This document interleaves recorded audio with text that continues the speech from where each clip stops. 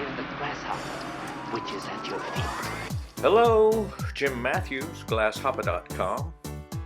This may be the easiest project we've ever done together, but I'm thinking of all the folks hunkered down at home who, like me, are going through boxes of old snapshots. Here's a way to show them off with something more unique and personal than a drugstore picture frame. And we'll add some appeal to the simplicity by expanding our repertoire of pre-pressed elements for fusing projects yet to come. I start by cutting strips of standard clear glass and strips of 1/16 inch fiber paper.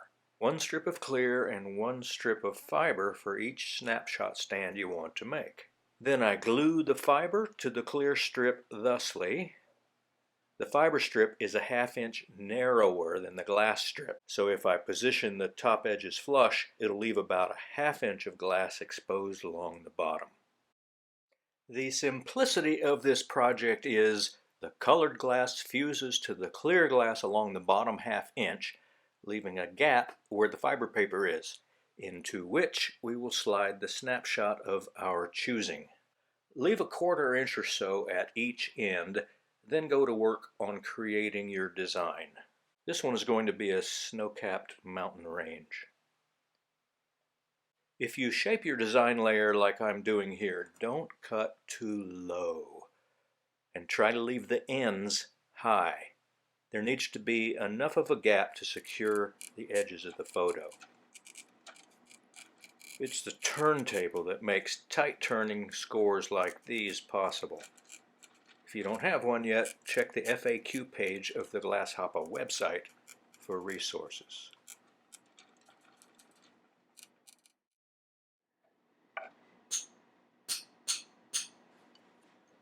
And giving the most tap time to the peaks of the inside curves.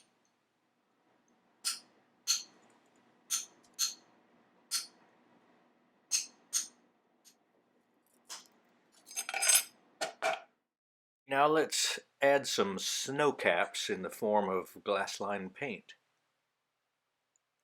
I'm not even going to bother to put a tip on the bottle for this.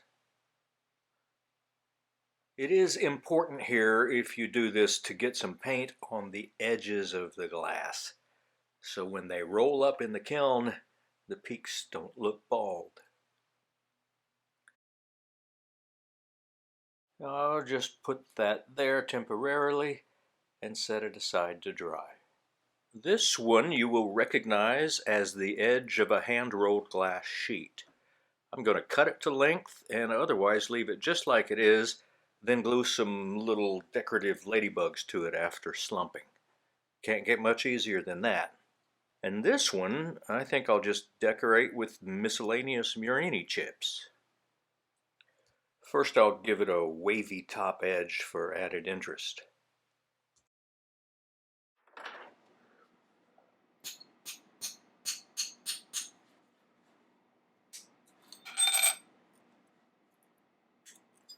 Notice I left both ends high.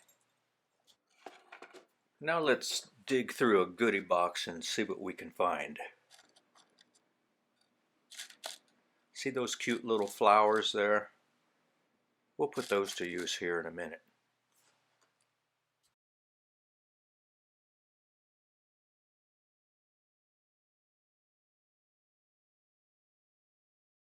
Nothing complex about that.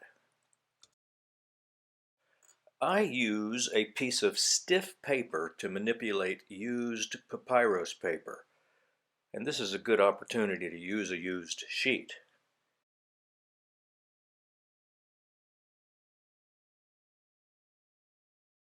When you position these for fusing, try to make sure the bottom edges are flush.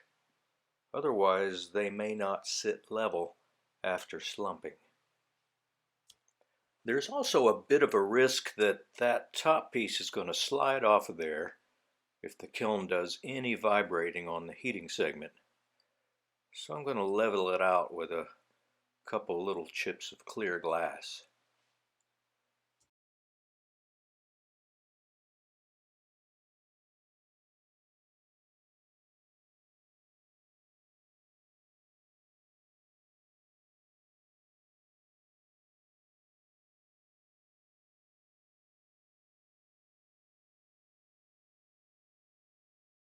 Now let's play with these little flowers. You've heard me say it before, pre-fused elements are a great thing to have a stash of. I've used these to create complete designs and to add interesting detail to simple projects like this. Let's make some. I'll start by cutting some strips, the width of which determines how large the flower petals will be. These are about 1/2 inch wide. Then just nip them into similar triangles.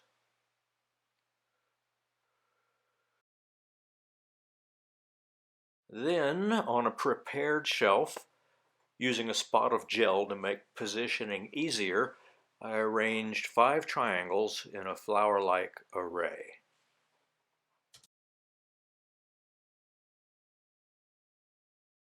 And another, and another, and another.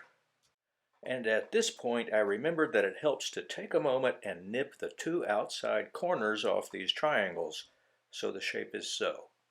It just gives them a head start on rounding up in the kiln. And note the added benefit of the turntable here. Eventually my shelf looked like this, and I proceeded to add some powder for structure and color. This is a folded piece of manila folder with one end taped closed. This is an overpriced little PowerPoint application tool that's meant for fine lines and jobs like this. This is a plastic drinking straw with one end snipped off at an angle. And this is Glasshopper's famous freakishly deformed spoon. You can be the judge. Now let's set this aside momentarily and take a look at our fused photo stands. Pretty much what the doctor ordered. The thing to remember at this stage is don't get all excited and pull the fiber out.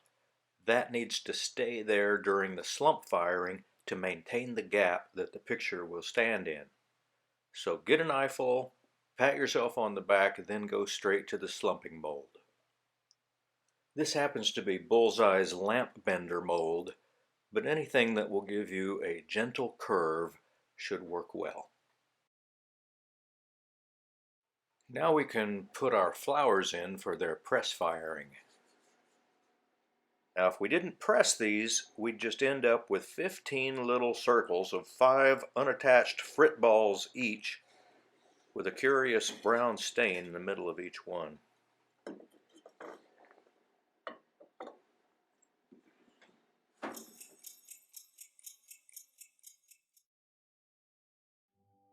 Two kilns to check this morning.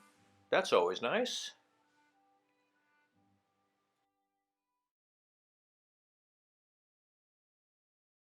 Use whatever thin blade works best to extract the spent fiber. I usually hit it with a hard water jet from a spray bottle after this. There's the results of our snow capping. No bald spots. This was my favorite, so I dropped it. The ladybugs came from a bead store. I wouldn't try fusing them. If I had this one to do over, I would add some dark green opaque frit along the bottom to mimic grass and add some extra color contrast. Let's check out our flowers. I went to 1500 with this firing. And they look about like I'd hoped. Here's a good look at the difference between petals with their corners nipped and those without.